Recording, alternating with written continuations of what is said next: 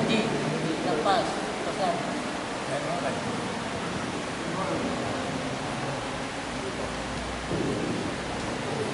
Assalamualaikum warahmatullahi wabarakatuh.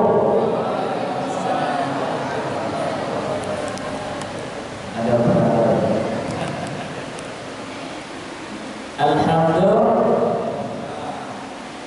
Alhamdulillahirabbil alamin. Wa bihi nasta'in ala umuri dunya waddin. Asyhadu an la ilaha illallah wahdahu la syarika lah wa asyhadu anna Muhammadan abduhu wa rasuluhu sallallahu alaihi wasallam la nabiyya ba'dahu. Allahumma shalli wa sallim ala sayyidina Muhammad wa ala alihi wa ashabihi ajma'in. Pada malam yang 10 terakhir, malam ganjil 21 Ramadan ini, alhamdulillah kita masih bisa melangkahkan kaki sampai ke Masjid Al-Badri. Mudah-mudahan ini diridhai ilahi. Amin ya rabbal alamin. Bersyukur kita, Allah masih berikan kita kekuatan, Allah masih berikan kita kesehatan. Banyak orang yang sakit terbaring di rumah sakit, di Mesra, di rumah sakit Prima, Awal Bros, Santa Maria mungkin. Alhamdulillah kita masih bisa menikmati kemana-mana, bahkan sampai ke masjid. Salawat marilah kita ucapkan sama-sama kepada baginda Nabi Muhammad dengan mengucapkan sama-sama Allahumma shalli ala sayyidina Muhammad wa ala ali sayyidina Muhammad. Tambah lafaz salam, assalamu alayka ya Rasulullah. Boleh. Assalamu alayka ya Habibullah. Monggo. Assalamu alayka ayyuhan nabiyyu wa rahmatullahi wa barakatuh. Itulah lafaz yang sering kali kita baca. Kapan? Ketika tahiyat. At-tahiyatul mubarakatuh shalawatut thayyibatu lillah. Assalamu alayka ayyuhan nabiyyu wa rahmatullahi wa barakatuh. Dengan mengirim salawat dan salam, selalu kita mengistiqomahkan itu. Mudah-mudahanlah kita mendapat syafaatnya Rasulullah sallallahu alaihi wasallam, itu berguna baik di dunia maupun di akhirat. Amin ya rabbal alamin. Bapak-bapak, ibu-ibu, adik-adik remaja, anak-anak kami yang kami cintai, puasa itu banyak aturannya, tapi juga tidak mesti tidak mengerti atau ilmunya. Kalau siang hari seluruhnya yang halal saja pakai aturan. Tempe halal, kapan? Maghrib. Air kelapa halal, kapan? Maghrib. Istri sendiri halal, kapan? Habis tarawih, jangan cuma langsung habis maghrib. Seluruhnya pakai aturan. Oleh karena itu Allah berfirman, a'udzubillahi minasyaitonir rajim, uhilla lakum lailatas shiyam ar-rafathu ila nisaikum hunna libasul lakum wa antum libasul lahunna. Dihalalkan bagi kamu, wahai laki-laki, untuk mendatangi istrimu di malam Ramadan. Jadi ada yang curhat sama Ustaz dan Dasar Latif. Ustaz, ya, kata Ustaz Dasar Latif, saya 5 tahun tidak pernah berhubungan selama Ramadan. Kenapa? Saya pikir menahan nafsu itu siang malam. Kata Ustaz Dasar, oleh karena itu puasa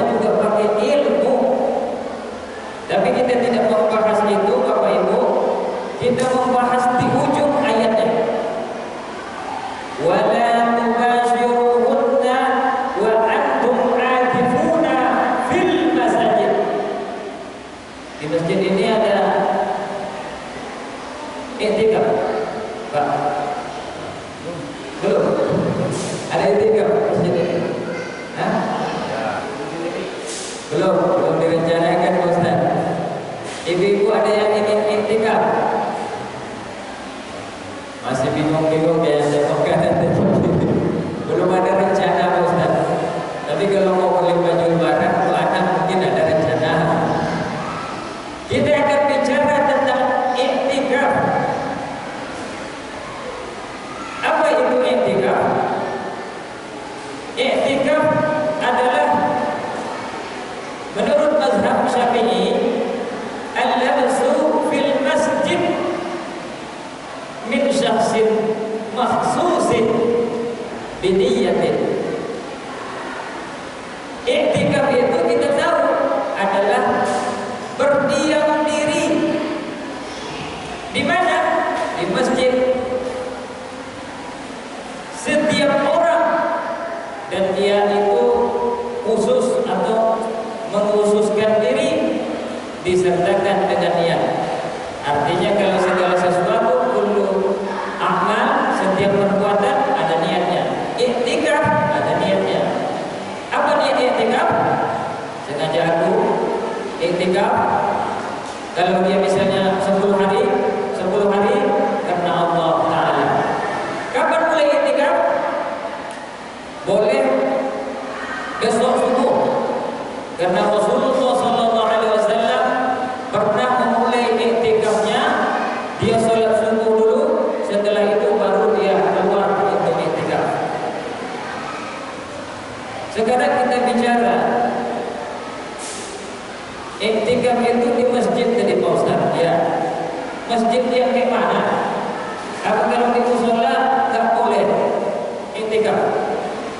Ada pendapat-pendapat yang ini kita harus ketahui bersama, supaya nanti kalau dicerita, katanya masjid yang harus ada sholat Jumatnya atau masjid baru boleh i'tikaf, musola nggak boleh.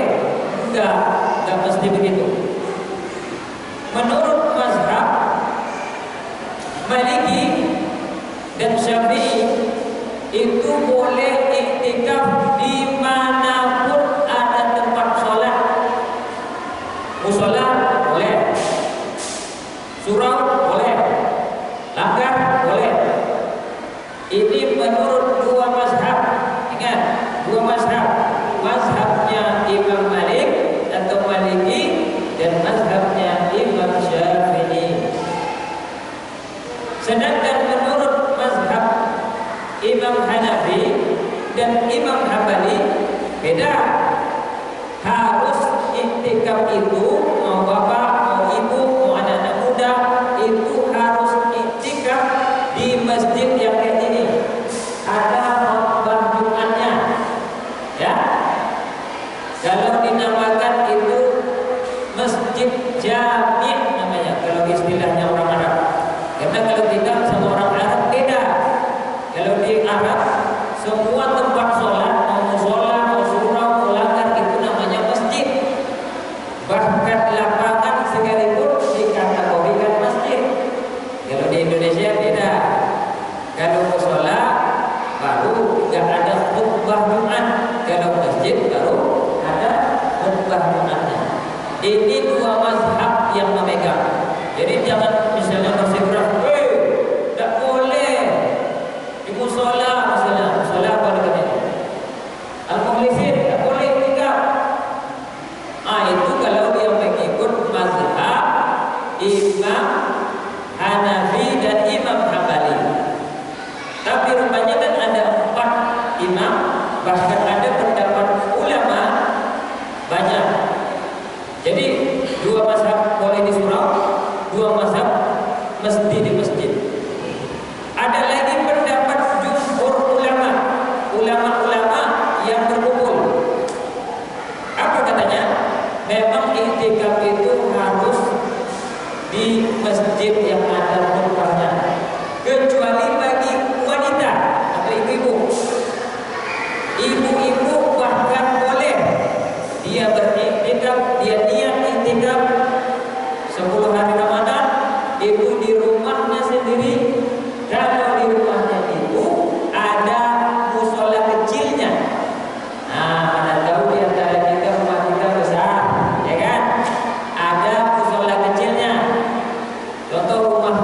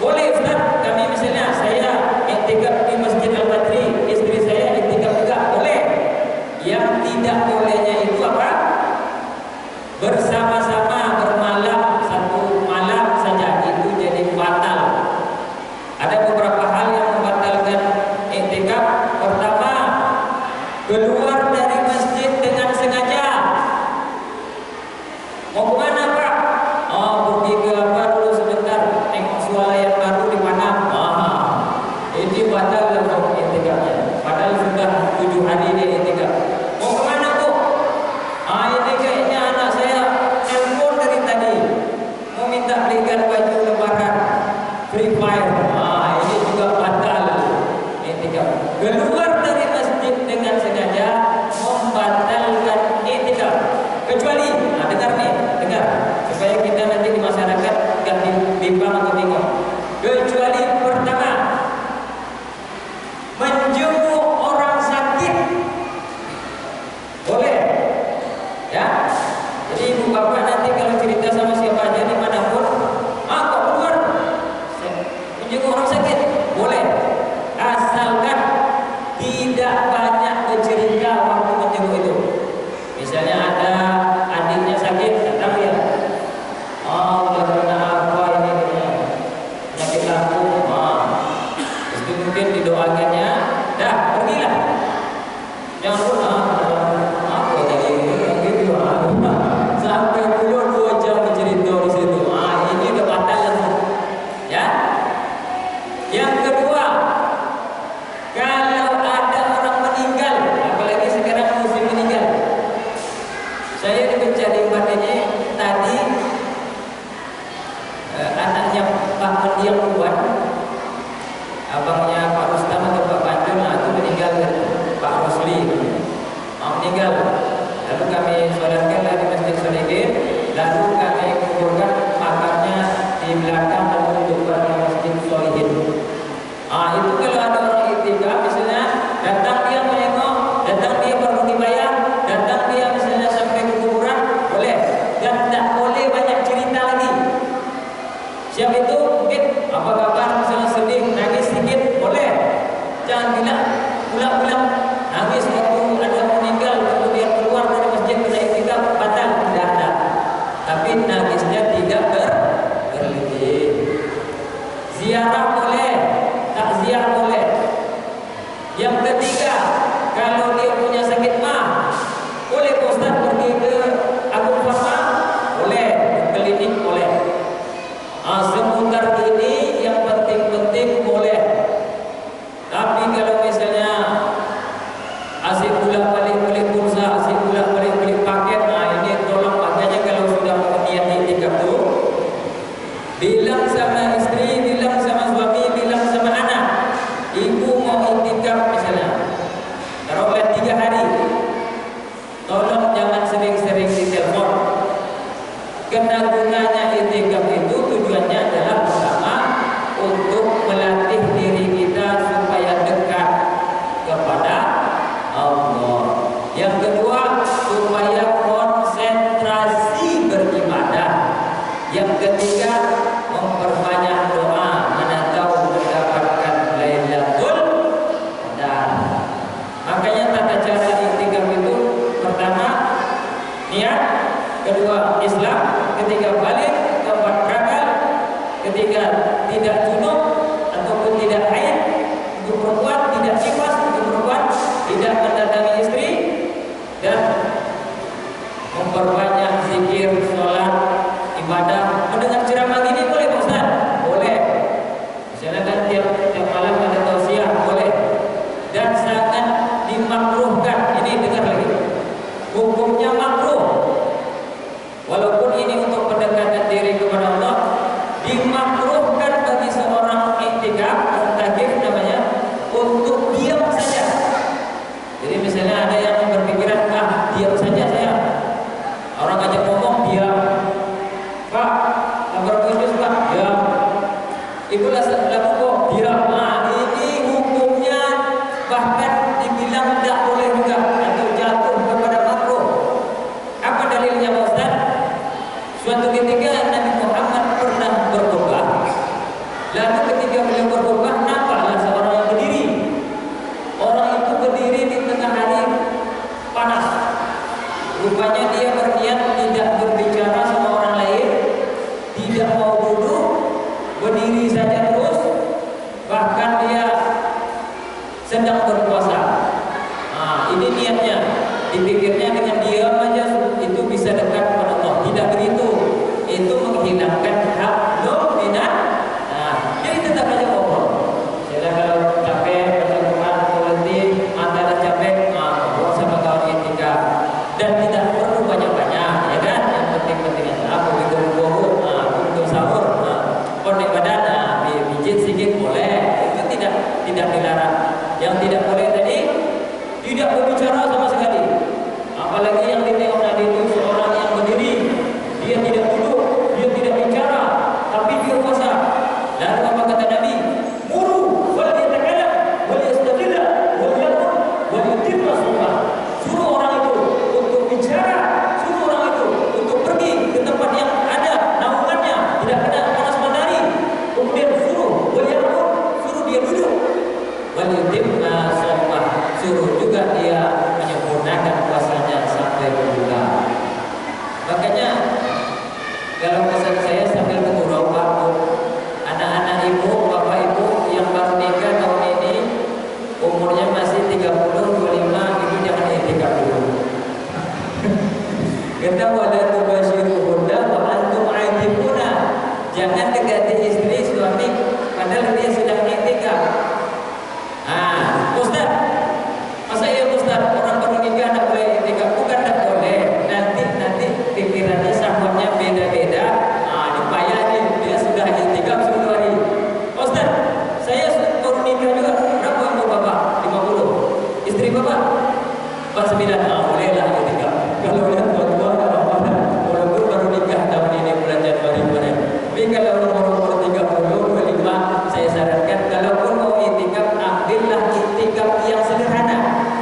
Apa itu iktikaf yang sederhana Ustaz? Iktikaf yang sa'atan atau lailatan.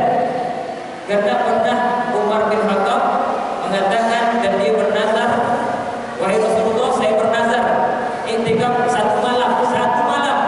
Berarti nanti dari tarawih sampai subuh itu juga iktikaf. Boleh itu? Boleh. Besok misalnya ada yang mencoba malam kedua besok, kayaknya saya coba-cobalah tingkatkan diri kepada Allah. Pusing juga saya nengok dunia, nengok masalah HP, corona apa. Kalau saran saya memang ketika iktikaf itu jangan bawa HP lah kalau bisa. Jangan dibawa HP. Untuk sehari dua hari itu kan kuat juga katanya. Anak muda yang baru nikah, saran saya kalau belum kuat betul imannya, jangan iktikaf dulu. Tapi kalau mencoba, ambil iktikaf yang kapan? Dari maghrib sampai ke isya saja. Boleh. Habis buka dia pergi ke masjid, saya dia iktikaf dari maghrib ini sampai isya pun Allah. Boleh juga itu. Tapi ingat, kalau Nabi Muhammad SAW, karena Nabi SAW ya'tadifu fi kulli Ramadan 10 ayyam. Kalau Nabi Muhammad SAW itu, Nabi kita itu, dia beriktikaf, berdiam diri di masjid 10 hari. Falamma kana al-'amul ladzi qubida fihi i'takafa 20 yawman. Pada dia ingin meninggal, kapan dia meninggal? 63. Pada dia meninggal, dia beriktikaf bahkan sampai 20 hari. Jadi Nabi Muhammad di Madinah itu berpuasa 9 kali. Dia kan hijrah ke Nabi ke Madinah, kemudian tahun kedua turun perintah puasa. Dimulai itu dia sudah iktikaf. Puasa pertamanya, puasa keduanya, puasa ketiga, puasa keempat, puasa kelima, puasa enam, puasa tujuh, puasa ke-8, puasa ke-9. Rupanya dari puasa 9 ini ada salah satu yang dia tidak iktikaf 10 hari. Jadi dari 9 kali dia. Kalau kita puasa kan dari kecil. Rupanya Nabi Muhammad itu puasa 9 kali cuma selama di Madinah. Itu dia iktikaf terus. Satu kali ada dia sibuk, ada masalah, ada uzur, tak iktikaf dia 10 hari itu. Biasanya iktikaf dia terakhir Ramadan. Maka digantinya lah double. Kapan itu? Sebelum hari meninggalnya dia umur 63 tahun. 10 hari dia iktikaf, rupanya